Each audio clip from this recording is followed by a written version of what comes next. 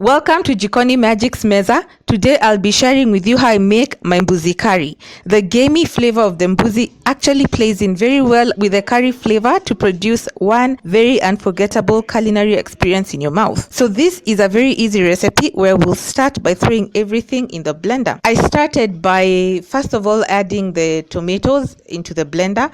I'm chopping everything up because, well, as I've always said, I have a very weak blender. I give it a heads up by chopping things into slightly smaller pieces that it can handle. The tomatoes are followed by red onions. If you want to get the complete list of the ingredients plus their quantities, please go to my website jikonimagic.com. I've got it all there. Then I added ginger the size of half a thumb or so. This was followed by 4 garlic cloves. And for the dry spices, I added the following powders: cinnamon, cloves, and nutmeg. And this was followed by 4 teaspoons of curry powder, 1 teaspoon of onion flakes, 3 teaspoons of celery salt. For the dry herbs, I'm adding a pinch each of thyme and basil. And at the end of it all, I added just a bit of water to give my blender a heads up so that it was easier for it to blend and bring everything together. You don't want to add too much water because you'll end up with a very loose, runny marinade. So I blended everything for about 3-4 minutes until it had all broken down to the way I wanted it. This is the consistency that you want. And you also don't want to forget to give it a taste because you want to make sure that all the flavors are balancing and blending the way you would like them to be. If you find anything is off, this is the time to adjust it. The next step was to pour the marinade on my Mbuzi that I had already chopped up. It's a kg of Mbuzi, and I've just remembered that I had not explained about this Mbuzi. Now I prefer using Mbuzi that is on bone, as you can see, because the bones impart a much richer flavor into your curry. Okay, so if you can, please get Mbuzi that is on bone. And the other thing to remember is that as you're adding your marinade, you don't want it to be too much or too little. So what you'll do is add it in portions until you end up with your Mbuzi covered just to the top. You don't want to drown it in too much marinade. So this is what I'm talking about. As you can see, the Mbuzi has all been covered, but not drowning in the marinade. So after this, then I remembered that I had forgotten to add the bay leaves. So that's why I'm just going to stick them in here. Just stick them somewhere under all that Mbuzi meat.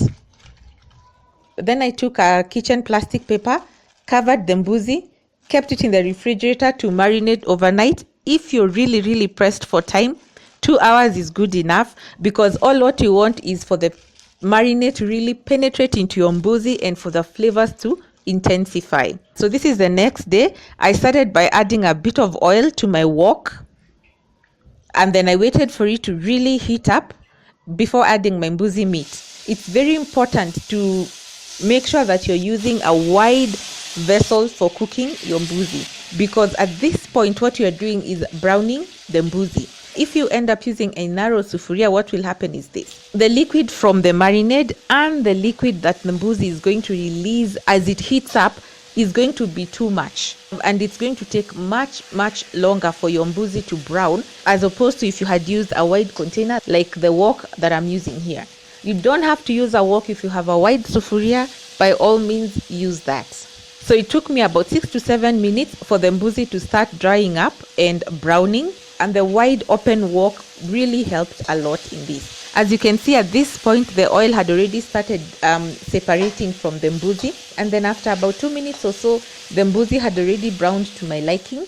So I removed it from the wok and placed it on a plate and embarked on the second batch of cooking. So I repeated the same process again by adding a bit of oil, adding my Mbuzi, leaving it to brown, and then after it browned to my liking, I returned the Mbuzi that I had browned earlier back to the wok. Then I poured in the marinade that the Mbuzi had slept in overnight in the refrigerator, along with the remaining marinade that I had set aside. I also rinsed the container with a bit of water, which I added into the wok as well. then moved everything around, made sure that nothing was sticking to the bottom of the wok.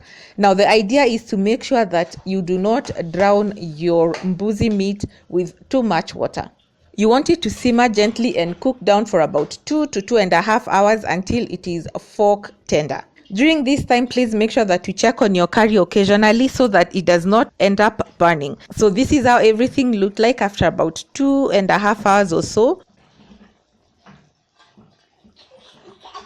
As you can see, there are some bones that are without any meat on them, like this one here, meaning that the mbuzi had really softened and become fork tender. So at this point, I added a bit of skaringuru or jaggery. This was to reduce on the tanginess that I felt was going on in the curry. If you don't have skaringuru, you can add honey, brown sugar, white granulated sugar, or whatever sweetener you have. And to also bring out more of that sweetness, I added about half a cup or so of store-bought coconut cream, mixed it in, tasted to make sure that all the flavors were balancing, and then left everything to simmer for about 10 minutes or so until the coconut cream cooked properly.